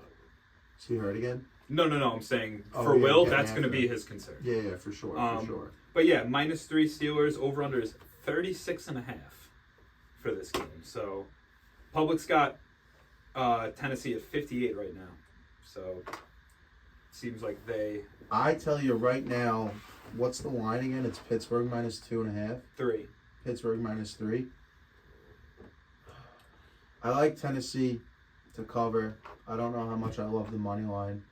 My absolute play of plays here is going to be under 36.5 total points scored. Yeah, I think This so too. screams defensive struggle. Will Levis is going to have a legit Pittsburgh Steelers defense in his face that he has to deal with. They're probably going to look to run the ball, do a lot of play action. On the other side of the ball, Tennessee's defense is middling, Minka Fitzpatrick confirmed out there. confirmed out. Yeah. Tennessee's a little middling on the defensive end of the ball. Kenny Pickett, sometimes he's great. Most of the time he's been average so far in his career, and he's dealing with a rib injury. Don't know if that's his right side or his left side. That's a big... I know you hear ribs and you think it's not a big deal, but like for throwing the ball, that's all That was Justin torso. Herbert all last season. Yeah, Yeah. that's absolutely. all torso and all rib torque. So I'm going to go under, and I'd like to go... I don't know where the lines are going to sit, but let's do some kicking props tonight, or Thursday night. Let's go Kick? fucking over 1.5 or over 2.5 kicks for each of these guys. Yeah, for sure. Yeah, here we go. Field goals made. Yep. Yeah, that is What's the the line. line? 1.5. Yeah. So Christian Fulton. Chris I'm sorry, Boswell. I'm looking at tackles. Chris Boswell, Nick Folk. Chris Boswell and Nick Folk. Nick Folk's over 1.5 is plus 120. So yeah, I'm gonna go take Nick Folk over 1.5 field goals at plus 120. Field goals made for the Tennessee Titans. I'll go under 36.5 total points. And I don't love Tennessee +3. TJ Watt over 3/4 of a sack. How is that even That bad? seems easy money. Yeah. Seems like easy money. I guess that's because you can get a half a sack, right? So that's why it's Yeah. not over under a half sack. Because you can register an even half sack. Yeah. And it's a push. So, I'm just gonna completely fade you, Jim. Sorry. I'm Yeah, no, go- you, for some reason, no matter what history tells us, you just, every Thursday night, you're like, I think it's going to be a shootout gonna this be- time. And it never is, but go ahead. Because let's when hear it is a shootout, it's fucking amazing. No, I'm taking Will Levis for 2 touchdowns thrown. And, probably looking at. I'm not trying to touch Kenny Pickett too much, but, probably a Pickens touchdown kind of says it on the wall. Deontay Johnson, I'm probably taking over 5.5 receptions. And, fucking Cherry's Jubilee will go over 3 receptions for Tyjae Spears. Did you just say Cherry's Jubilee? I did. Okay. I don't know what I'm going to take for this game. I might just do a Hopkins anytime and just Yeah. let it. Let it ride. Bro, No Fitzpatrick. This game's got 9-6 written all over it with 5 field goals. And I think it's got No, the fucking- under makes a lot of sense. I think it's got 17-14 written all over. You want it, to make a dude. side bet on the over-under? Right here? That's not Mile, the over mile. under. 17-14. That's 31. Okay, I'm talking about the under. I said under No, I'm not 36 taking and a half the total over. points. I'm not touching the over. Okay, well, I'm just trying to figure. You said you're not touching the over, but I'm just trying to figure out how you're completely fading me then, because I said I was taking the under Well, I ain't maybe completely the fade Titans you. plus Just faded 3 you a little bit. and field goals kicked. Okay, so you agree that the under is the play here, though? I just want to make No, sure. the we're under is clear. definitely the play, but Okay. I'm fading all this nonsense about 9-6, dude. I Fade see it. it going 9-6. I don't know. 9-6, I'm fading it, 13-10. Like it's got. Good defense. Bad Call me offense. LeBron for the scoring Opposite record, on because the I'm other fading team. away on this bitch, dude. I could see this shit being 13-9, and the only touchdown scored is a TJ Watt scoop and score. No. Sorry. I'm all good. Okay. I'm going to fine. hang up That's the why phone. this is a gambling podcast. We're here to make wagers and to make statements. We don't have to agree with each other. That's This great, isn't man. the I'm fucking here to grand jury. I'm here to bro. big dick swing big. Cringe. We're not here to have to get a unanimous decision, guilty or not guilty. There's allowed to be nuance in these conversations. I think it's a surefire under. Points are going to come at a premium. I definitely disagree with Will Levis throwing 2 passing touchdowns against the Pittsburgh defense. But you disagree with me, so that's fine. We're allowed to disagree. I see this one being, if you like defense and you like turnovers and punts and not great. If you like what you saw at 1 p.m. in MetLife Stadium on Sunday, then clear your schedule for Thursday night because we got another barn burner for you coming up. That's what I think. That's fair. I Oh. think it's fair. Okay. All right, the floor is yours. Let's go over Yeah. to the DM. Well, before So we this is fucking the go to point. the Let's NBA, go there, let's bud. take a Wait. fucking break. No, I'm not taking a break. Whoa. I'm not doing it. That's Whoa. why we haven't taken one yet. Okay. Continuous. I guess. Damn. All right. Let's hit the NBA. Yeah, let's hit it. Before we hit the NBA, obviously we're hitting the NBA What now. the fuck? We're hitting the NBA now, so if you are not interested, we'll see you on Thursday. Thank you for reiterating. I'm Okay. gonna fucking kick So we're you talking right about in the basketball face. now? Yeah. Holy fuck. Okay. Go ahead, Jack. Let's start with the Knicks. So the Knicks 1-2 over the past 3 games. Lost a tough one to New Orleans. Lost a tough one to the Celtics. Again, I'm gonna still hold all my stock, and the Celtics are just gonna fucking blow it in the middle of the year. I've made the formula for the Knicks betting this year. I have continued with the same formula consistently, and it has cashed out 2 or 3 times. So, here's the formula as follows, when you got to take it where the value is. It's Brunson for 20 or 25, not the over-under tab. You're going with the alternate line. Okay. So it's plus 20 or plus 25 because that's where you're going to get the value at. And most nights the value is going to be at 25, but you got to take that in stride with, are we playing a good defensive team? Are we playing a team that's going to lock up the guards? Are we playing a team that's going to give up threes? So the formula goes Brunson for 20, Quentin Grimes 2 threes. It's almost a guarantee. It lingers around minus 115, 130, and it can go depending on the game. If the over under is pretty low, you might be able to get like plus 105, plus 110 on it. But that's that's one of your plays right there. And then you got an optional Barrett for 15 or 20. You don't got to throw Barrett in there if you think Barrett's gonna have a bad night against the forwards. You don't want to touch it. But Barrett's been looking pretty okay this year. He likes to attack the rack. I like throwing Barrett in there. Barrett's like the only guy on the Knicks that's not afraid to get fouled. He's not afraid to get fouled, and he attacks the rack. He's not been shooting as much. Like, shooting-wise from deep. From deep, he hasn't. And you know what? I think that's a better game for him if he's more so attacking than shooting. And the last prop you're going to throw in here, you're going to look at the other team. You're going to stop with the Knicks because we already got 3 Knicks players. Also, as a part of the bet, it's kind of mandatory that you throw the Knicks money line in there. It's kind of fucking mandatory. Because if you're not rooting for the Knicks, go fuck yourself. All right? Hate to tell you. They're a better team in the East than almost anyone. Besides the Sixers and the Celtics, I don't see anyone better than the Knicks. No one goes as deep and no one goes as hard. So. Oh my god. Oh my god, dude. You're going to add one more of your preferred player prop where you're going to find the best value. And you see this is going to cater to all those guys who are homers. You're going to be, oh, fuck Jack. Fuck the Knicks. All right. Tonight, go take Cleveland. Go take the Cleveland money line and go take your preferred player prop. But for me, what I did, I went for a Donovan Mitchell 30 bomb because there really isn't a guard who could play defense on him, on the Knicks. So what I got, I'll bring up the parlay for you now, but the formula goes as follows. It's Brunson for your points. You got Barrett in there for some optional points if you're feeling it. And you got Quentin Grimes, 2 threes guaranteed in every fucking same game parlay. You can't not include it. Has he hit at least 2 threes? He has hit 2 threes in every single game. All right. I just gotta make it's sure. An average. Because you're calling it a lock, and if he's already missed it one, is a lock. It is most definitely a lock. So the parlay tonight, I also got, because it's a spooky day. It's Halloween. We got the NBA. You get a mystery profit boost tonight. Okay. So what I did, I took the Knicks money line, which I believe was minus odds tonight. We got the Brunson for 25. We got the 30 plus for Donovan Mitchell and the 2 threes. The odds total were 750. I got a little 50% profit boost on there. Bring that up to 1125. That's about 5 to pay 61, something light. I'm a little low on my original bet that hit because I didn't bet the Knicks against the Celtics. I did not bet that game. But I did bet against Atlanta. I'm trying to find it. And it was Knicks money line, Barrett for 20 plus, QG for over 1.5 threes, and Brunson points, and that was a hit, baby. 10 paid, 62.50.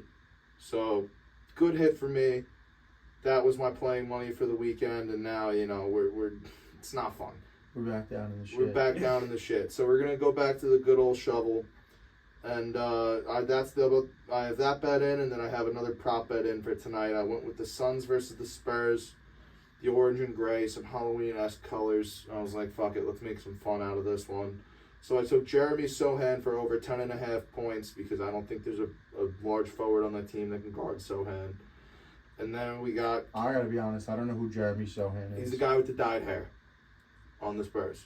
His hair's been blonde, his hair's been many colors. Okay. Well, I think he wears number 10. He's a glue guy, Then I got Durant. Everyone can't be a glue guy. Who else is a glue guy, dude? How many glue guys has he mentioned today? Two. A couple. I've mentioned 2 glue guys. Too. And then I took Durant for over 30 points, and I took Wemby for over 20 points because that's the matchup of the night tonight. And then I took Trey Jones, 8+ assists. Whenever Trey Jones has a down game on the accounting stats side of things, it's not so. It's a better night the next night, and he's been over 8 assists before. So I threw that in there. He had a down night the last game he played. So this whole parlay together is plus 3,000. A little jumpy there for you. I threw 5 on it because I got 5 on it. And yeah, there you go. I told you. But look at that.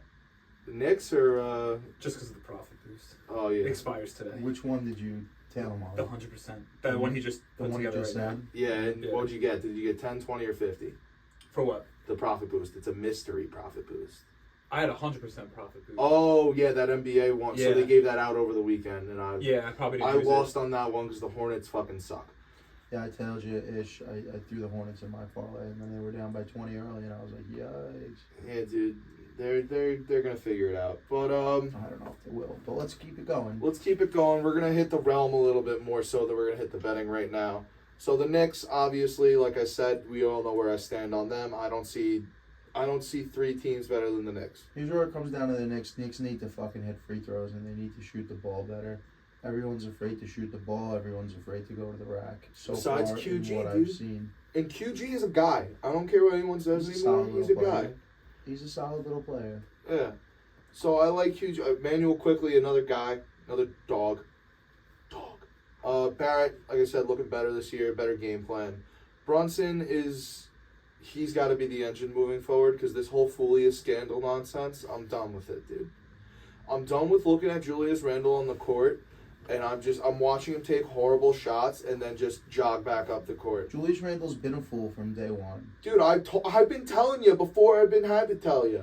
It's the Fulia scandal, and 5 years from now when the Knicks hopefully have gone to the playoffs and won something, hopefully after that, we'll enjoy it a little bit more. We'll look back. Hey, you guys remember the Fulia scandal back in 2020? You guys remember that shit? Oh, dude, I lived through it.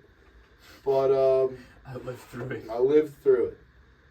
I'm gonna talk about the Spurs and the Suns now in this Okay, game. Let's go. So it's the matchup of the night. It's Wemby going to be on Durant, and I think it's going to be an electric scoring night for both of them. I think they're both going to put each other in the blender. The most talented scorer of all time, I'll give him his flowers like I haven't before, and one of the most hyped up rookie prospects we've seen of all time. Yeah. And they're both in a bubble together. I think it has the makings to be a pretty good game. I'm going to be watching that tonight, paying attention to it. Now, I put that bet out for the game. Tail if you like. If not, this podcast probably ain't coming out in time. Either way, I'm going to move it on to the Warriors. The Warriors this year, out of the 3 games or 4 games they've played, I think they've been the favorite 2 or 3 times. They've not been the favorite. They weren't favorites. They were the underdog 2 or 3 times. And I Or can't yesterday, stress this rather. enough. Tonight they were too. Or not tonight. Yesterday they were. And they beat the piss out of whoever they played. Yeah, they were dogs yesterday. If you see Warriors money line and there's plus odds there, you bet it. I don't care who the fuck they're playing. Because the only thing that matters in Golden State is that Steph Curry is playing basketball. Yeah, that's how That's it the feels. only thing that matters. Yeah, for real. Klay Thompson doesn't matter. Chris Paul doesn't matter. Draymond Green kind of matters. Oh, Andrew Wiggins doesn't matter. Kevon Looney doesn't matter. It's Steph Curry's playing basketball I tonight. think you're being a little crazy. Maybe a little bit, but it doesn't. It doesn't matter. No, it does. It does. I get it. I understand the point you're trying to make. But if Draymond Green and Kevon Looney are both not playing, it matters. Yes, if they're both not playing, I'm saying if one, if we're If Steph missing a Curry's piece. the only guard playing, it matters. Yes. But yes, I understand your point. Is Steph- Steph Curry healthy? he's- Okay, yes, then bet the Warriors. Yeah. Dude, he has been lighting it up to start the season. I think he has 3 30-point games, and it's been 4 games they've played. He had 42 last night. 42, 5, and 7. He's the greatest shooter ever to live. It's incredible. So this year, I can't stress it enough, and I don't know when Vegas is going to catch on. If the Warriors are plus money, that is a fucking... I'm not going to call it a mortal lock. I'll call it a lock. It is a lock. If the Warriors are plus money, I'm putting money down on it, and I cannot stress It's it a enough. must-wager It situation. is a... Yes, absolutely. You're a little laid back for this segment. You're not really... I'm a little tired, bro. Okay. My back hurts from selling a stunner on Saturday. I get it. You So, gotta give the people what they want. Yeah. yeah, man. You did give them what Crowd they was wanted. going nuts. Dude, best sell of the night. Best sell. I'd argue it was the only sell. It was I would argue it too. And Matt sold. Yeah, his partner just didn't. Yeah, no. My But, you partner know. or Matt's partner? Matt's partner didn't sell at all. Your Really? partner sold. Your Matt's partner partner sold did not fine. sell. Yeah, she did Oh. exactly what you asked her to. Yeah. Matt's partner just walked in while he was flailing on the floor. Yeah, I have that video. I thought she was doing the fishing rod, no? So did Matt. So did fucking Matt, dude. And then she just walked in normally. Damn. Oh, I thought. And then she Matt was- walked up to me. He's like, "The second time I did that shit, the other person didn't do what they were supposed to." Maybe get a new move. Maybe get a new move, dude. Dude, right after walking in, he goes, "The second time I fucking did that." Jesus Christ. Anyway, I'm gonna move before we move on to the big team of the night. I'm gonna talk about the Thunder a But little the big bit. team of the night was the Suns and the Spurs. No, the big team of the week, the Alright. most buzz. We got a lot of themes here. Yeah. Yeah, it's a spooky one. I'm gonna talk about the Thunder. All right, I like that team. The I do actually. The Thunder is all about counting stats. There is not a single player on that team that is not a triple double threat nightly, and that doesn't. Well, That's again. Josh You're being Giddey. hyperbolic to prove a point. There's plenty of guys who aren't triple double threats, but I understand. Josh Giddey. Josh yes. Giddey. Josh Giddey's my guy, bro. Any time if I need to look at a prop for like a bet and I'm like looking at the Thunder game, I'm looking at any Josh Giddey counting stat where I can get plus money. What time If are they it's playing? I'll rebounds, take a they're fucking- playing. I think they're playing 10:30. I'll take a Josh Giddey double tonight. Oh yeah, dude. Yeah. The problem with Josh Giddey is he lives in like the 9, 8, and 9 range. Like Shea does too. no, Shea's Shea's 20 plus every night, and then No, Shea had 7, 5, and 9 the other night he had with 30 3 the other steals. night, right? With Shea is counting stats. If there was ever a time for the points, rebounds, and assist prop to exist, it's for the Thunder, and it's right fucking now. That too. Also, another little prop I'm gonna throw in there. I'm looking at Chet for 2 blocks every night he plays, and if I get plus money, it's exactly what I want. And another, just like Nicholas Claxton stocks last year, steals and blocks, I'm hammering it. I'm putting the hammer down. That being said, we're gonna move to the most buzz of the week. That boy Harden gets traded Yes. to Here we go. the It's time to talk Los about Fatty. Angeles Clippers, baby. Biggest winner of the NFL trade deadline is the bitches that work in the LA strip clubs because Daddy Fuck is yeah. got a new home field. Dude.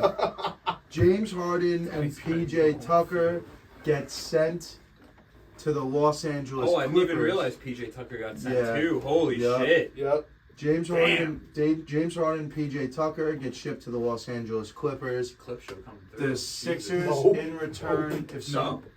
Sorry. somebody can double check me here, it's Nick Batum. Mm-hmm. It's 3 first-round picks. Yes, from other teams. There's multiple teams involved in the deal. Who else? The Thunder had one. No, it's Right? from what I understand, it's one unprotected pick from a team that really not a lottery team.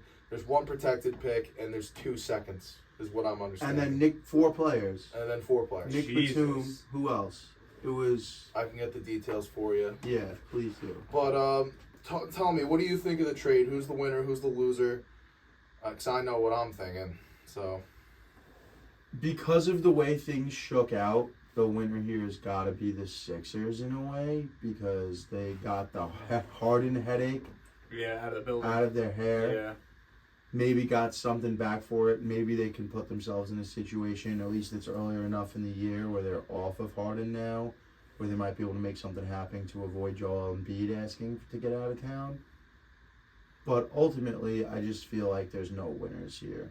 The only winners here is James Harden Yeah. because He got what he it's wanted. not many times in the NBA that you can show up, be a problem, bitch and moan, and get your way. He's done it 4 times in 4 years now, right? Or 4 times in 5 years. It feels like He it. decides I'm going to get super fat and tell the Rockets I want to leave, and he gets dealt to Brooklyn to go play with Kevin Durant and Kyrie Irving. and he stays A fat. year and a half of that shit. Nah, fuck this, I'm out. No thanks. Peace out. I'm getting sent to the Philadelphia Yeah, dude, strip clubs 76ers weren't too good in Brooklyn. to go play with Joel Embiid and Tyrese Maxey. Philly We wasn't do that a good year either. of that shit. We fucking get fat again. We go back to the strip club. We keep our name in the rafters in Houston. We fucking decide, hey, Daryl Morey promised me all this money. Now Daryl Morey's a liar. Then he says, well, I'm just going to go to Houston and chase another scoring title. And Ime Udoka says, absolutely the fuck not. We're not having that kind of player here. Then he gets left in limbo. Ultimately just decides I'm going to stay fat. I'm going to keep eating fucking lemon pepper wings. I'm going to be in Houston at the strip club while my team is in training camp 4 days before the season starts, and I'm just not reporting to the team. And now he gets to go play with his fucking buddies, Paul George, Kawhi Leonard, and Russell Westbrook in LA, where he can party and continue to go to strip clubs and do anything else other than play basketball while he's playing for a And team. he's got his wingman PJ with him. He no longer has to be the guy that is responsible for a 40% usage rate every night, which he wasn't in Philly anyway. But I get to go be a third or a fourth option. I can play more point guard. It doesn't matter how much defense I elect not to play because Paul George, Kawhi Leonard, and Russell Westbrook can make up for that on the perimeter. And then when I feel like playing defense, it's going to really look impressive because when Harden tries, he can lock people up a little bit. He just rarely tries on defense. Ultimately, what I feel here is we've got a team of a bunch of guys, 3 out of those big 4 that we just named, who haven't won they shit. don't play besides 60 games a one. year. They don't play. Kawhi Leonard doesn't play. Paul George doesn't play. Harden doesn't play. Russell Westbrook is the only one that fucking plays on this team. All of these guys do not make it on the court. Ever. Paul George is already hurt, isn't he? I think he played the last game. I think, isn't he banged up? He's banged up, but he's playing. So, ultimately, I guess the Clippers win in a way because you get to add another guy without giving up anything super serious. No. What? I have the deal here. Let's hear it. Sixers send Harden, PJ Tucker, and Philip Petrusev to the Clippers for Marcus Morris, Robert Covington, Nick Batum, KJ Martin, a 2028 unprotected first-round pick, 2 second-round picks, Holy a fuck. 2029 pick swap, and an additional first-round pick from the Thunder. Holy I mean, shit. it's a So, crazy wait, amount, wait. but like Covington, Wing defender. yeah, but even that Nick he's not good Batum, at. contributing wing defender. Yeah, but older. And fucking Marcus Morris, old wing defender. 3 player. old wing defenders who can sometimes shoot, sometimes can't. So, Clippers are sending that 2027 first-round pick swap to Oklahoma, clearing the way for the Thunder to move a protected 2026 first-round pick to the Sixers. Clippers are sending a 2024-2029 second-round pick to the Sixers as well, and the Sixers are going to waive Danny Green to create roster space for the trade. Danny Green, jeez. Shout out Long Island. Yeah. So, basically, they're keeping all these guys have expiring contracts. So in the ultimate move of things, this is going to create at the end of this year 50 to 65 million in cap space for the Sixers. So ultimately, in my opinion, the Sixers win in this situation no matter what, because even if they fucking blow now, JoJo's going to want out, and JoJo's going to be a Knick. JoJo's going to be there. He's going to be here. The rumor mill will start churning. JoJo will find his way out because he just fucking played with the trade master general himself. So, and then Tyrese Maxey gets the ball out for 3 more years and then gets signed nowhere. I changed my opinion. There is one clear-cut winner in this deal. You just said his name. Tyrese Maxey. Tyrese Maxey is the clear-cut winner in this deal because his play... I mean, there were points at last year where we were saying he was the best player, the best guard on the team. And his play is ultimately what afforded them the ability to just deal with Fat Harden and let him leave.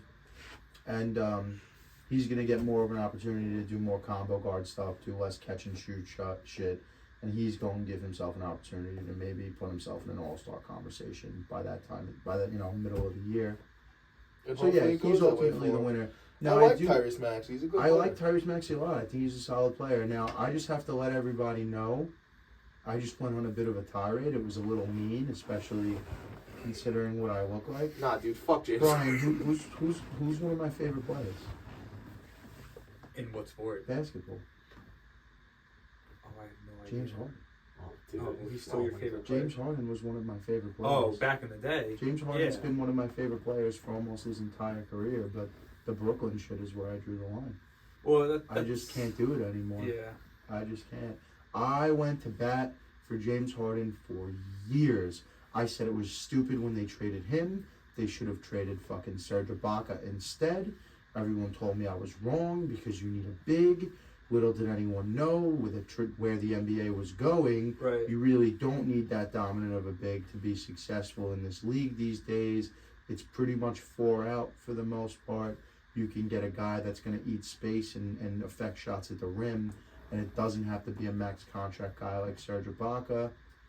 He goes to Houston, starts going crazy, and I'm telling everyone I fucking told you so.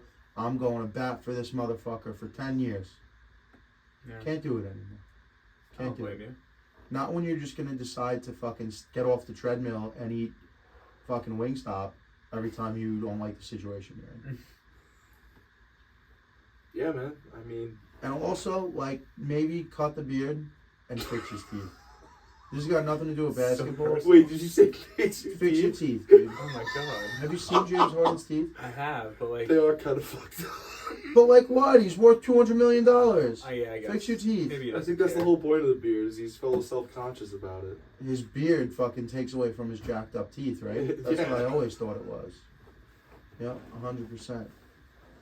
But, yeah, in my opinion, Sixers clear winner. Tyrese Maxey opens up the floor for him. Hopefully JoJo can have another MVP caliber season before it's too late, before his back explodes. And Pat Bev being there, I'm hearing like JoJo just gets after it, you know? Yeah, Pat Bev said on his pod with Rowan that he gets JoJo to do conditioning with him, and everyone else on the team is like, yo, Joel don't do conditioning with anybody.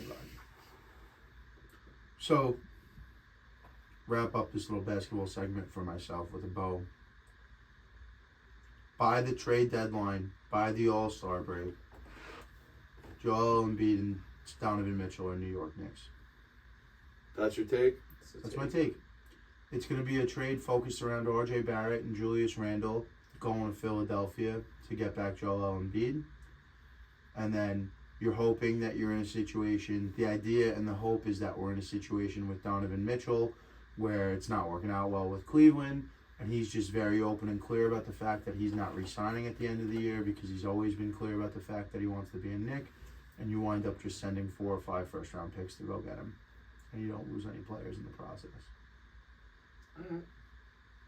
I like it. I like it. I'm not a fan of just fucking sending the wall for it. But They got fucking 13 first-round picks over the course of the next 7 years. You don't need that many picks. yeah. Go get the guy. I think you got to hold the late ones, though. I think you got to send all of them now. Nah. I don't. We keep holding on picks. We're waiting for the next guy. Guess what? Giannis isn't coming anymore. I know everyone's been, let's wait out for Giannis. He just inked a 3-year extension. Yeah, He rewarded the Milwaukee Bucks for rewarding him with Damian Lillard. He inked a 3-year extension. Yeah. He's not coming now. You know what time it is, dude?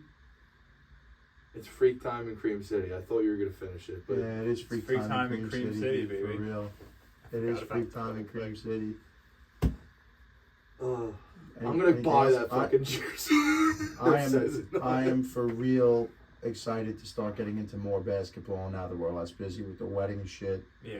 Dude, I have been on a I'm tear watching in a basketball. fair amount of basketball, but I'm still watching a ton of college football and a ton of NFL. And then college basketball is going to start. And we got a lot. Don't worry, dude. Shout We've out been to our bringing New the York Liberty. They didn't get the win, but they made it to the WNBA Finals, lost in 4 or 5 games to the Aces. But they made it there, and they tried their best. Yeah. You know? You So can't do shout too out much about Liberty. the best fucking WNBA player of all time, Candace Parker. It's on the fucking Aces now. I know. She's won 3 Angel rings with Wilson. 3 different fucking teams. Her, Kelsey They got Plum. a lot of girls, though. They got a lot of girls in New York. Sabrina Ionescu and Brianna Stewart. Brianna Stewart. They got some girls that can play. So, shout out New York Liberty. I do have to say, I saw some TikTok account going around the city to people who were going to the Liberty Finals game. And they're like, would you trade your ticket today for an NFL game tomorrow? And most of the people said no. And I was like, That's God loyalty, bless. bro. God bless. like, nah, this is my team. This is where I want to be. All right, go Liberty. Go Liberty. Anything else? You know, let's go Thunder. Let's go Thunder. Yeah, Let's go Knicks. Thunder. Yeah, That's let's a go good call. Thunder Yeah. for sure. Let's go Thunder. Let's go Knicks, and Let them know. We're cocking again. hashtag Yeah. we are cucking again. That is we, W-E, with a regular R, no A-R-E, because this hashtag's way too fucking long. Cucking. You know how to spell cucking. Again. A-G-A-I-N. Hashtag never stopped cocking. Never stop, never stopping. We're brought to you by House of Havoc Podcasting, Stay Thirsty Company, Justin's Chop Shop at West Hampton Beach, and Dino Skate Park. Peace out. Hashtag, yeah, stay tuned.